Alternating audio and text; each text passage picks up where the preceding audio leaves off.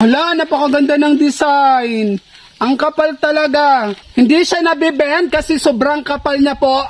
98 pesos na chinilas lang po. Pang indoor po ito. Pero ako gagamitin ko tong panggala. Pwede sa city or gagamitin ko dito sa aming farm. Kahit saan mo naman ito isuot, wala namang problema. Dahil makapal po ito. Original price po nito is 598 at nabili ko lang po ito ng 98 pesos ngayon dahil nakasale po sila. Kapag nakasale, sunggaban na natin.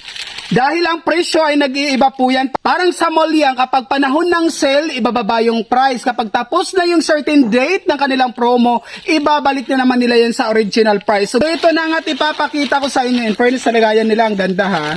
Ang gusto ko sa mga ganitong slipper, hindi po siya mapipigtas. Lalo na to ang kapal nito. Meron akong clogs slipper. Mayroon pa akong isa sa bahay na halos ganito din, pero mas nakapal yun.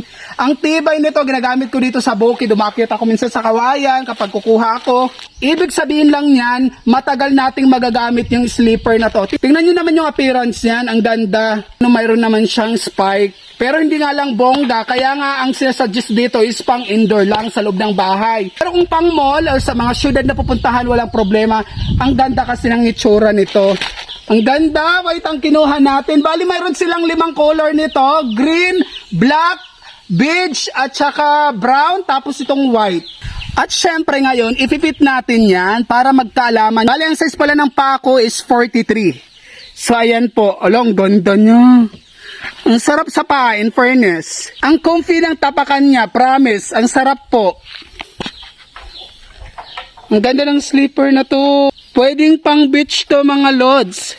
Pwedeng lalaki, pwedeng pang babae. Okay? Sa mga may gusto nito, mag-check out lang kayo dyan sa Yellow Basket.